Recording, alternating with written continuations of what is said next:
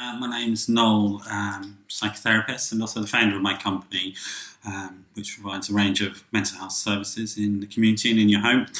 Check out our website later if you are interested.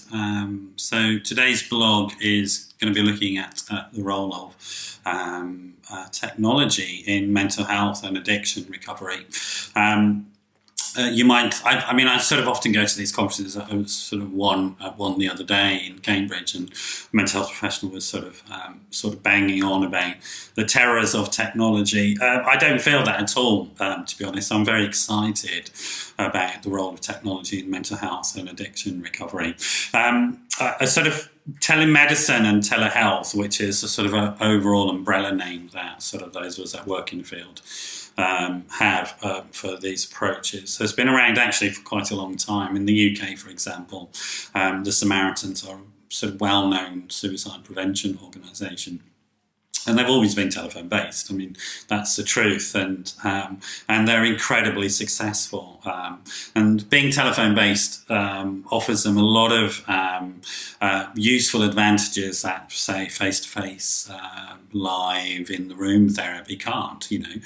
For example, sort of most people have a phone in their own home or in their pocket these days, so that it's available wherever that individual is with the telephone. I mean, that's such a fantastic advantage of sort of technology-based mental health. It's available. It's also it makes it possible to make it available 24/7, which is what the Samaritans are again. So you might think I'm sort of promoting the Samaritans. In fact, I am. I think they're amazing. So I think everybody should, who's ever had any suicidal thoughts, should have a think about sort of having their number on speed dial. So I'm a great fan of advances in sort of technology around mental health. If we think about medication and mental health, there haven't been any real significant breakthroughs in sort of mental health or addiction medication. 30 years maybe, but technology is there to sort of help us. I mean, I'm a great fan of the idea that sort of long-term management of sort of chronic conditions around mental health, whatever those mental health issues be, involve lifestyle changes and embedding sort of mental well-being into your everyday life, and that means these types of things. These are the things that are in our everyday life. So if you can go on there, it's relatively sort of guaranteed to be successful. There's lots of check out the sort of the website for information on the types of apps and sort of technology that's available to people. We've sort of done a bit of research and made it easy for you to go and check this out. But the sort of things that it's supporting people in doing is technology is helping people think about what their diagnosis might be. I would then really strongly urge you to go and check that information out with a qualified mental health professional such as myself.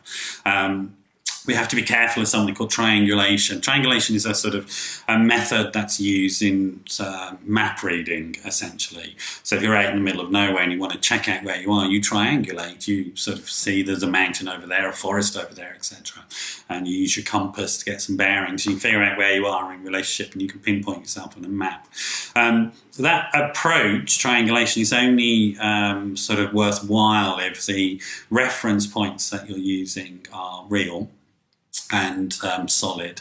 In terms of the internet, you can't always guarantee that. So I would check out these sort of references and reference points with a qualified mental health professional. But certainly sort of technology, the internet, searches, Google, etc. are helping people become more informed. And I think that's fantastic. Really, really good news. And then you can check that information out with a professional. In terms of long-term planning for your care, again, you'd want an appropriately qualified person to help you think about that planning. But if you notice the type of language I'm using, it's about you getting involved in your care, and really that's what helps in the long term in stabilising anybody into recovery from any sort of chronic condition. And I think technology, apps, etc. are fantastic in bringing people into that process. They're also fantastic in terms of reaching typically hard to reach communities that may be isolated either geographically or socially. So that the single mum that lives in a small community somewhere who would be afraid maybe of reaching out for help because of anonymity issues and sort of worries about people thinking they're a bad mother or something like that, which is real. These things happen. Can actually use online services or technology-based services where they can protect their identity and get the help that to stop a crisis, which might mean sort of statutory or government services becoming involved. So those types of hard-to-reach communities where there are issues about access for either geographical reason or cultural stroke political reasons, technology is really, really sort of increasing the franchise, if you like, on sort of mental well-being approaches and mental health approaches. So I'm a great fan. Check out the website, check out underneath, if you're watching this on my YouTube channel, check out the sort of the information that we put on underneath. I suppose if there's any message, what I'm saying to you is get involved in your own mental well-being, get involved in sort of your health and well-being going forward, and embrace the sort of technology that's around. I think it's fantastic stuff. Certainly I use it quite a lot with people. I will suggest apps, I will suggest mood trackers, for example, I will suggest relaxation apps, etc., for example, as very much part of the process of what I'm doing with people. I hope you find that useful, I hope you find that encouraging. Do leave some feedback on what you think about the videos. They are designed to be helpful, and I'll see you at next time. If you need further information, do get hold of me, info@noelmcdermott.net, or give me a call, 07506 319 745. Thanks for dropping by, and I hope to see you again soon. Bye-bye. My name's Noel. Welcome to this blog. I'm the founder and director of my company, Noel McDermott Psychotherapy and Consultancy Limited. I'm a psychotherapist as well. And this blog is about a subject that's very close to my heart. We're going to be looking at this idea of community care and sort of how we can sort of help you in achieving that. Community care is something I've been involved in professionally for a long time. It started in the UK context. 86, I think, 84, no, 85, that's right. 84 was the Care in the Community Act. 85, it would have been enacted and put into place. And since the early 90s, I've been involved in sort of helping people either resettle or remain sort of in their homes and communities who otherwise would have ended up in institutional settings in the past. Well, the evidence is that if you can remain in your home, if you can remain sort of within your community with the familiar connections and familiar sort of relationships that you have around you, that you can sort of manage your condition, whatever that is, much more effectively, and with support, obviously, and that you can achieve sort of better life outcomes. You're going to be happier, you're going to be healthier, you're going to be more engaged in the types of activities that we define as health and well-being. You know, you have relationships, you have friends, you have neighbours, you have activities that you're involved with, connections.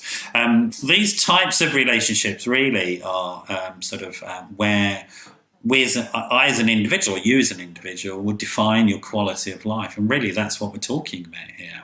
That we could get you medically well in one sense from something, but if your life is dreadful apart from that, it's not much of a life. And I'm not suggesting here that hospitals are necessarily dreadful places, but my experience was that people who lived in long-term institutions had a very, very narrow, prescribed and challenging life, and that the closure program around that has sort of enhanced the well-being of many, many thousands, if not millions, of people over the years that it's been going on. Now, this type of care in the community, it has various iterations in various countries, but the evidence is all pretty much solid. That if we can deliver services to you in your own home and in your own community, you're going to be happier, healthier, and you're going to be much more engaged in sort of much more motivated in achieving your life goals. So what is community mental health? I guess what we're talking about here is not the idea that we would sort of heal the community around us. I mean, obviously, communities are complicated and sometimes difficult difficult and sometimes fractured environments. But it's really about what the community means to you as an individual and what sort of community is going to help you in terms of you feeling valued and supported and important and engaged in a meaningful life. And it's that's what we mean really by sort of using sort of community to heal. And sort of looking at what is important to you in terms of your sort of goals, your developmental goals, your life goals, and your health and well-being and happiness goals. And those are the things that really are sort of par excellence what can be delivered within a community setting. We also know, for example, that many things that make us well is a sort of diversity in our experience of people. A diverse relational network of people is well researched and sort of well evidenced to enhance sort of not just physical health but emotional and psychological health as well. So you will live longer and you will live happier if you have a diverse, close network of people around you, rather than a narrow sort of monocultural network of people around you. So obviously, if you're placed in an institution for a specific condition, everybody else has that condition, and that's obviously a monoculture in terms of the environment, the relational environment that you'll find yourself in. So the more diverse the community is that you can engage with, the better. And those are the types of principles really that sort of my company's working on in terms of providing services and coordinating services for you should you need them within your own home and within your own community, looking at that sort of neurodiversity, looking at the support, and then a sort of further sort of important principle in the work is what we call a stepped approach, so that we might be able to step up the level of care or step down the level of care depending on your needs over time, because something like mental illness or addiction, etc., these are not static conditions. They'll be around for a while, probably for the rest of your life, but the severity of the impact of them on your life will go up and down and change depending on sort of the course of your own particular condition, and maybe the life situation or life circumstances that are going on around you as well. So the ability to sort of increase or decrease care in that sort of context is absolutely crucial. But I suppose overall what we're trying to achieve is the minimum level of professional intervention to help the maximum level of functioning on your part, rather than what might be an institutional approach, which is all-encompassing. It's a one-stop shop. The very fact of having to sort out care plans and have a care plan approach sort of is in itself supportive and enabling for you in terms of taking ownership of your own recovery, of your own healing, and able to become sort of very self-directed. And of course, as a company, what we'll do is help you in developing those skills and help your family in developing those skills. At the core of this is the belief that you as an individual function much better when you're in your own home, when you're defining the types of relationships that are needed for you in terms of the goals that you want to achieve in your life. And that, from our perspective, does include things like where do you go shopping, who is your doctor, who is your physio, who is your care worker, who's the person who comes in and helps you clean, etc., etc., etc. So that you are very much having very clear choices about that. The more empowered we feel, the more that we feel that we are having choices about things, the healthier that we feel in our lives. And again, that's a sort of well-researched and sort of well-known psychological phenomenon that if we can step into the driver's seat of our own lives and feel that we are making decisions and that we are powerful in that, then we avoid some of the issues around anxiety, depression, etc., etc., that can sort of really bedevil the sort of life experience of people with long-term and chronic conditions. I hope that sort of helps you think about the sort of services that we might be able to offer you from my company. It's very much about putting you right at the centre of things. If you want more information, do get in touch. There'll be a series of these videos, and there's more information under the video and on the website about the sort of ideas that we're talking about here. But do get in touch if you'd like to to know more about what we can do to help you or a loved one, be delighted to help. info@normalderma.net, or the phone number is 07506 319 745. That's 07506 319 745. Thanks for joining me, and hope to hear from you soon. Bye-bye.